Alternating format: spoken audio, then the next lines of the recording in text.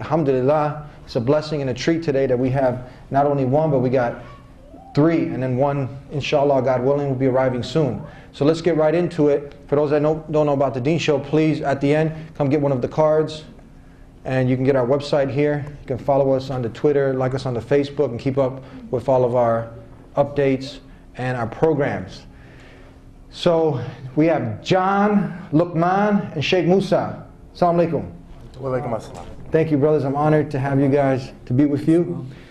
So let's get right into it. People want to know they're here. You know, why? With all of the negative stereotypes, all of the misconceptions about Islam, people would think that people would be running away from Islam. But we have a former atheist. We have two former Catholic Christians, and they're Muslim now. They've chosen to submit not to the creation, but to the Creator. Tell us a little about yourself. Let's start from the right, coming down to the left. Go ahead, please. Assalamu alaikum, everybody. Hey, my name is Luqman, and Zayn already introduced me. You already know a little bit about me. So what was the question again? Tell us a little bit briefly about yourself. Oh, briefly about myself. Okay, so I'm a former atheist. I just moved to Chicago. I took my Shahada a little bit more than a year ago, actually in China, in Beijing, China. And so, how brief exactly? That's good. Okay, all right. I mean, I could go on forever, but I mean. Assalamu alaikum wa rahmatullahi wa barakatuh. My name is Musa Sugapang. I was born and raised in San Diego, California. I became Muslim back in 1998. My parents are from the Philippines, and I was raised in a Catholic family, but again, I became Muslim back in 1998. Assalamu alaikum. So my name is John Smithers, and I was born and raised Catholic. You know, I did the baptized, confirmed, and did everything like that. But then I took my Shahada in October of 2012 here at UIC, on the UIC campus. And it really started with I took a class here at UIC, and I had been searching for religion, searching for a truth, a higher truth, or some higher purpose in my life, or something like that for a while. And I took a class here at UIC, and it was a sociology religion class. I've been studying sociology for the past 10 years, but in this class, our professor would come in and he would talk about being at church and enjoying the sermon, and I never realized that you could be a scientist and a believer at the same time. So actually taking that class and seeing my professor come in and talk about his faith actually inspired me to realize that science and religion aren't mutually exclusive. That I could be a social scientist and a believer at the same time. So we have our fourth panelist. Assalamu alaikum. Please introduce yourself for our audience. Assalamu alaikum. My name is Jeremiah Abiade. I'm an assistant professor here at UIC in the Department of Mechanical Engineering. Thank you all for being with us. So we got four now. Alhamdulillah, what a treat. Four. And let's get it. You mentioned Shahada. Now, not only for the people that are here, alhamdulillah, soon people will be watching this all over the globe. And some people are like, okay, because there's a lot of not yet Muslims, people that don't know about Islam. So everybody has the potential to submit to the Creator, not the creation.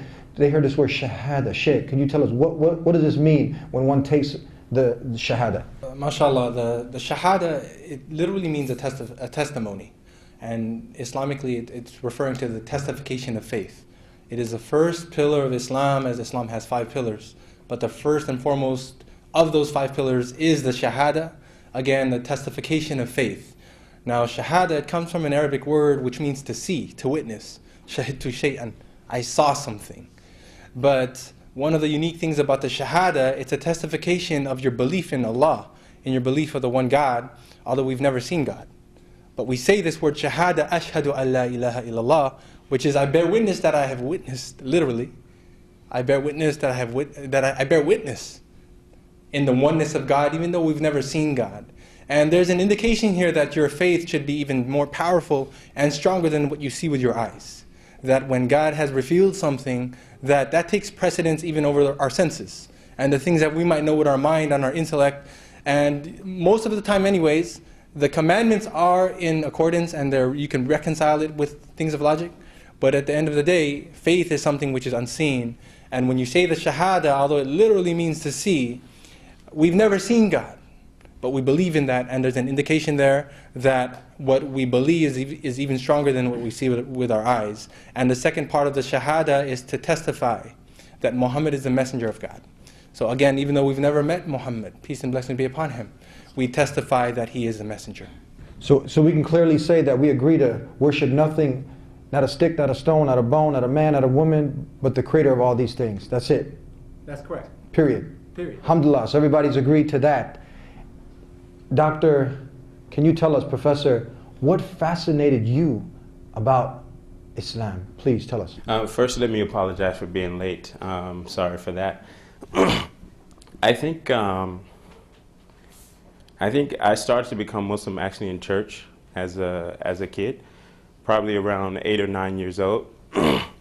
So we used to be in church a lot. Like we belonged to what they call holy rollers. So you go to church like many days a week. You spend a lot of hours there. So during the time that I was in church, I used to spend a lot of time reading the Old Testament, because there's a book in the Old Testament that's named after Prophet Jeremiah, who I was named after. And so I read a lot about the Old Testament, and reading about the Old Testament, the prophets of the Old Testament, it seemed like to be this big discontinuity between the Old Testament and the New Testament. Excuse me. So I think my first understanding of what Islam was, what really grabbed me, was that it was continuous, like from the prophets alayhim salam, from those prophets in the Old Testament all the way to Muhammad sallallahu alaihi wasallam. Let's go with Luqman and Musa. Tell us, you have some unique names. Tell us now, what made you choose these names, and tell us about the people that you're named after. Let's start with you, Luqman, please. Okay. Actually, unlike most Chinese Americans, I didn't actually have a Western name. I was never given a Western name. You see like Chinese Americans on campus, they got names like, Jake and Steve and Dave, right? Actually, I went with my Chinese name my whole life. It's Lu Man, which actually literally translates as long road, spelled Luman. So actually, what had happened was, when I was in Africa, I was in Ghana, Africa, I noticed that actually there were a lot of African men that had the same name as me. And so their names were Luqman. And so my mentor, Dr. Muhammad Amin, he kind of introduced me to Islam. And so I opened up the Quran, and I noticed that the 31st chapter of the Holy Quran was named Luqman. It was my name, but with a Q in it. I listened to a lot of Tupac Shakur when I was in college. From Tupac Shakur, I started listening to Malcolm X. And after hearing Malcolm X's story, I just really wanted to take my Shahada. My name is Musa, but my legal name is actually Edwin. So next time you all see me, you can say Sheikh Edwin, right? But like Eddie, kind of. But Musa is the Arabic name for Moses, and it's named after the prophet Moses. May peace and blessings be upon him. How did I get that name? The night I took my Shahada, we went back to a friend of mine's place, and he had a poster on his wall of the family tree of the prophets. So it had a lineage, as we know, that the prophets, from Adam to Noah to Abraham, Jacob, Yusuf, or Joseph, and Jesus and Muhammad, peace be upon all of them, they all come from the same lineage. So they had this family tree with all these different names. And he also had a poster of the 99 names of God, the 99 attributes of Allah. And they told me, basically, you should try to pick a name now, an Arabic name that you can go by in the Muslim community. So you can either pick Abdul something, or you can pick a name of a prophet. These are like really good names. So my cousin was trying to get me to pick Abdul Wali. And so it was actually between Abdul Wali and Musa. And mashallah, Allah put it in my heart that I wanted to select this name, Musa, which is after the prophet Moses. And taking the names of the prophets is a virtuous thing, as you can hope to take on their qualities. And the Prophet ﷺ, peace and blessings be upon the Prophet Muhammad, he said, name your kids with the names of the prophets. So it's a good thing to name yourself after prophets in hopes to follow their way. Well, tell us, John, moving along, tell us a little bit about your past life. You mentioned that you were also involved in the past, in the history. You, alhamdulillah, now you're looking to achieve great heights, getting your PhD, but we all go through things that now we learn from, we gain experiences. And you were a former gang member. Okay, so you were also Catholic. Were you practicing Christianity at that time? So we want to see what was the contrast of what you used to believe before, and how did you, was Catholicism, was that something that was a regular part of your life? Because obviously it's like, opposite, you'll still see some gangbangers that wear the cross and still, do maybe some shootings, but did you wear the cross when you were doing like drive-bys? I did wear a cross, and it was a cross, and it was a thread, a handmade cross, and it was the colors of the gang that I wore. So would you consider yourself religious, spiritual? At that time, no, our gang had our own prayer. Or, the gang I was in, I don't want to mention the name, but it's a Chicago gang, and we had our own prayer, and we had our own literature, and our own way of believing, our own things to believe in. Yet at the same time, everyone predominantly was from a Catholic or a Christian background. So there was like a mixing of Christianity with a belief in the gang itself. But yeah, I wouldn't say that I was very religious at the time. I mean, I was raised Catholic, I was born and raised. I was born into the religion, and I went to a Catholic school for 8 years. But it was in between that. It was in that summer, in between 8th grade and ninth grade year, whenever I was recruited into the gang. So I was 13 years old, and at 13, you don't know much, and so no, I just kind of. I became a follower, and it wasn't until 10 or so years later, I'm getting older. I'm 19, 20 years old, and I'm still on the streets, still gangbanging, still doing this type of stuff, and actually one of my other friends who was in the same gang, he sat me down. He was like, I think he was getting ready to go off to the military himself, and he was like, you could either continue to be in the gang and continue to wear their colors and follow these other people. Basically, you could continue to be a follower, or you could go off and start your own, thing. Do your own thing, be a leader, and start your own life. And so at that point, that's what I did. And so I didn't get out of the gang, because you never really get out of gangs. But was it like blood in, blood out? For the most part, yeah, yeah. And so I didn't get out, but I stopped going around, and I stopped hanging out with these guys, and I kind of started to do my own thing, and got interested in school and education and stuff like that. So why didn't you just stick with what your parents were from the Catholic background? What fascinated you about Islam? Well, Islam didn't come around until, for the past, I'd say for the past 10 or so years, I've kind of been religious-less. Or even closer to even kind of like a pagan. I would say, the sun and the moon was the god and the goddess, and there was this equality thing going on, in my mind, and so so it had been quite a while, since I had practiced any kind of Christian beliefs or anything like that, but and so the way I came to Islam, it was so strange. My mom always told me that, God works in mysterious ways, and mashallah, it's like how I came to Islam was so strange. It started off, I just started, I bought a MacBook, and I had access to iTunes, and I was like, oh, okay. And on the iTunes was the iTunes radio, and I started listening to that iTunes radio, and I found classical Persian music on there, and I was like, wow, this is really good stuff. So I started listening to this, and I would leave it on every night. I'd kind of leave it on while I slept. And then one thing led to another. I was like, I want to see some YouTube video. I want to see someone playing these instruments. So I typed in, this music on YouTube. But in the suggested video section was like lectures for like Sheikh Hamza Yusuf, and these other lecturers. And so I was like, well, so I clicked on the suggested videos area, and so I started listening to these lectures, along with still listening to the music. And then, and somehow or another, I ended up on a calligraphy website, and I was looking, so it's this strange, like, series of events that happened that led me to Islam, and that's why I say, I didn't really, the event is how I chose Islam. I don't feel like I chose Islam, but Allah chose me to be a believer instead.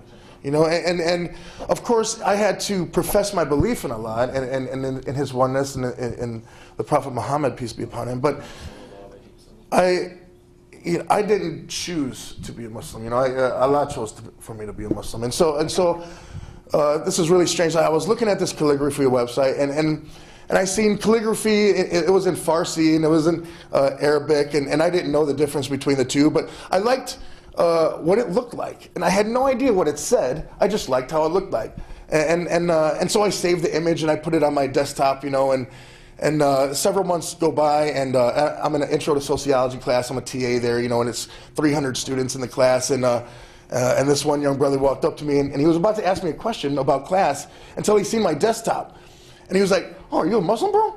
And I was like, "No, but." You know, I'm kind of interested in it, you know, and it completely spaced out his question for class, and he just started going into like talking about Islam and talking about the MSA here on campus, and there's all kinds of Muslims here on campus, and you know that I should get involved and stuff like that, and I asked him, I was like, what made you ask me that? And he said he's looked at my desktop, and it was the Shahada on my desktop, and I had no idea what it was. I was just drawn to this image for some reason. I was drawn to these words. You know, and after that, like, you know, it was history. I contacted the MSA. I had no idea what an MSA even was. You know, I contacted the MSA here. I contacted some brothers from the MSA, and before long, you know, within a couple weeks of that brother coming up to me and asking me if I was a Muslim, I had taken the Shahada here in our campus library. MashaAllah, alhamdulillah. Tell us, Professor, when you see Islam, we know that Islam is sent as a mercy to the world. It's a peaceful way of life, you know, calling a human being to have peace with their Creator, peace with themselves, and peace with humanity. But when you see it maligned the way it is through the media and the misrepresentation of it, you know, Fox News, etc., how does this make you feel? Actually, I started having these conversations with friends probably the week of 9/11. I think 9/11 was like on a Tuesday. And like that Friday, we went to Jumu'ah. And one of my good friends, he's Egyptian, he told me, now I understand what it's like to be black. I was like, wow, just 3 days, that's all it took? You know, mashallah. You know? So, like, the way that I look at what Muslims are going through, it's just a continuation of what other groups that have gone through that came to America. So I don't really put a lot of stock into the sentiment that they don't like us because of our religion. Like, I think it's the same old bigotry, racism, prejudice that African Americans we had to deal with, the Jewish community, Irish people, Chinese immigrants that helped build the West, the Mexicans, the indigenous people that were here. So I don't think that it's that different. So I think the challenge for us as Muslims is, one, we have to recognize that. And the second thing we need to do is we need to look at what other people have done that made it easier for us to practice Islam today. And a lot of them were not Muslims. And the third thing that we need to do is like make sure that if we see oppression like of other people in the society, that we do something about that. And I think you will see that there are natural allies in America, people who are not even interested in Islam, that want to make sure that we can practice our religion. MashaAllah. John, tell us, I'm sorry, Luqman, tell us what has been some of the challenges after accepting Islam that you faced? Actually, I'm actually very surprised because it wasn't that challenging. It wasn't that challenging. A lot of people complain about how their families are not really understanding of their Shahada. But you know, mashallah, my family has been very supportive. And actually, it was the transition was actually pretty natural for me because, you know, I'm a racial minority. And, you know, Muslims, at least in America, there's a history of Islam actually standing up against racism. So that was a very natural transition for me. And also, within the Muslim community, a lot of us are immigrants, you know, and I myself, I was born in China. I'm an immigrant too. So actually, just you know, Muslims stand up for immigration rights, you know, and so I mean, those two things, being an immigrant and being a racial minority, actually made the transition very easy for me as a Chinese American. And I really like what John said, mashallah, about how actually I didn't choose Islam. Allah subhanahu wa ta'ala chose me. So I mean, I felt like I really connected to what you said, because actually, you know, who opens up the Quran and sees their name, you know? I mean, I felt like that Allah definitely had a plan, you know? I mean, it was just beyond my control. So certainly, you know, whatever happens is all part of the Creator's plan. MashaAllah. Sheikh Musa, tell us now, for the viewing audience, the not yet Muslims, they're hearing these Arabic words, and they heard one of them, Allah. Can you go ahead and describe, when we're talking about Allah, so someone thinks like this is a moon god, maybe some foreign god that you're talking about. Describe, what do we, when we say Allah, what do we mean? When we say the word Allah, Allah, it basically is the Arabic word for the one true God, with a capital G, right? So, it's the most beautiful name of God. And we may use words, and we'll try to be a little bit better about that, maybe using some non-Arabic words for the viewing audience, inshallah. But otherwise, Allah, it's the one God that every prophet came and preached about. So if it's Spanish or Tagalog, you might say Dios. If it's English, you'll say God. And if it's Arabic, you say Allah. So Allah is not a moon god. It's not a statue, or it's not a desert god or a camel or something like that. Allah forbid, right? But it is the way and the word that is used in the Arabic language for the one true God, which is why you'll also find Christians who are Arab Christians. They also say Allah and they believe in Allah, because Allah means God. So we use Allah because Arabic is the language, the universal language that bonds all of us together. Otherwise, it does mean the one true God. Now, you as following the way of Jesus, Musa, Moses, they all submitted to the one God. They were all Muslims. So they weren't submitting to the creation, but to the Creator. And you've chosen to do that. You've chosen to be a Muslim, following the path of all these messengers that came. So tell us now, what were some of the challenges that you faced? You accepted back in '98, correct? You've obviously had a lot of experience since then. Is there any that you'd like to share with us that we could benefit from? Yeah, I mean, subhanAllah, I was one of those who did go through some challenges, right? It wasn't always easy, but the biggest challenge that I faced was not necessarily from the community or the society, because it was still pre-9/11, but it was from my family. Filipinos are a very tight-knit family, very family-oriented, so this was very threatening to them, and they had a lot of fear that perhaps this would cause a rift and break up our family. So my mother and my father, before we even became Muslim, they were very much against the thought that we would convert our religion. And it became a family affair because my brother, my elder brother by about 18 months, a year and a half older than myself, and my cousin, all of us were learning about Islam. So it became a family affair. It wasn't something just myself was going through, but aunts and uncles got involved. Why were you learning about Islam?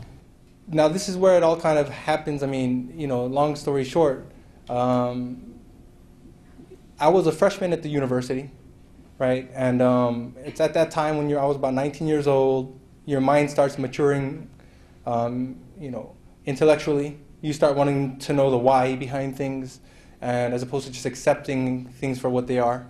So I started to question. My first semester, actually, I had a philosophy class, and the first 5 weeks of that class was about heaven and hell, and and about Jesus, peace and blessings be upon him. And we were raised to believe in heaven and hell and the hereafter, but we never really thought about it.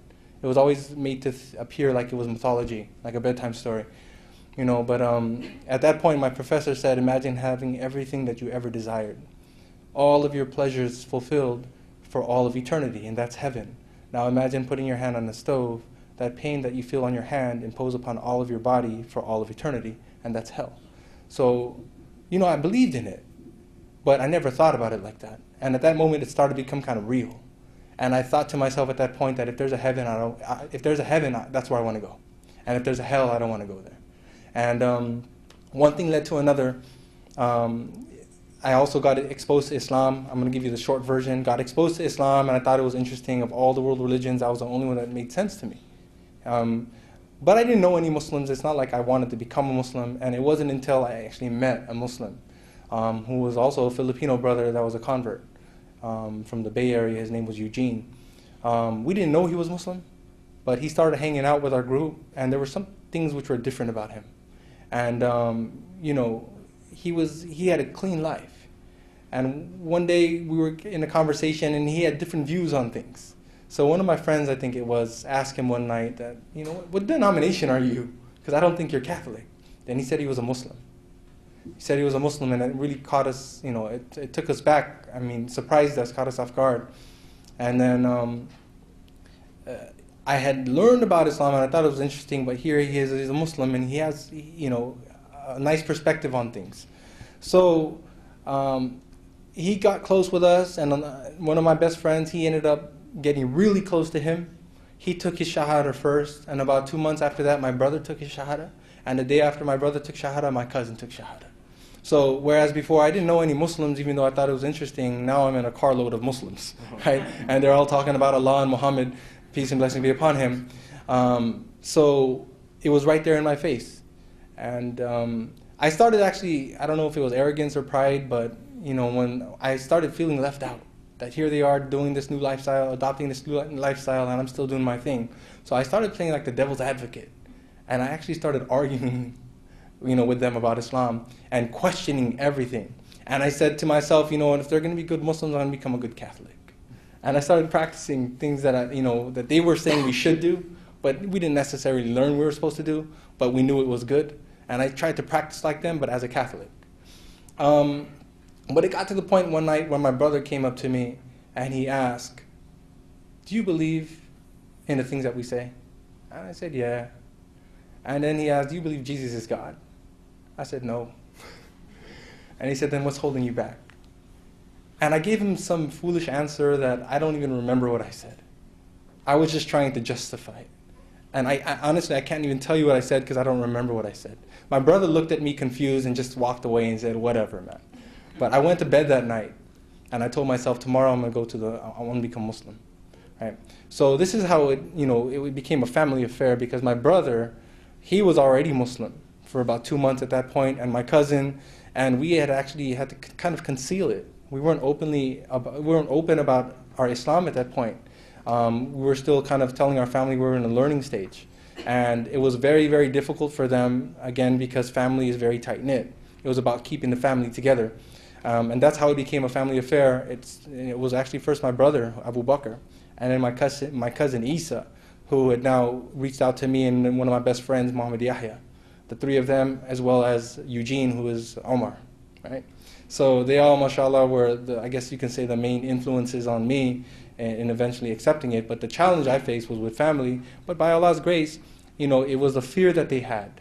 And as time passed, they openly accepted us being Muslim because they saw it brought our family closer together.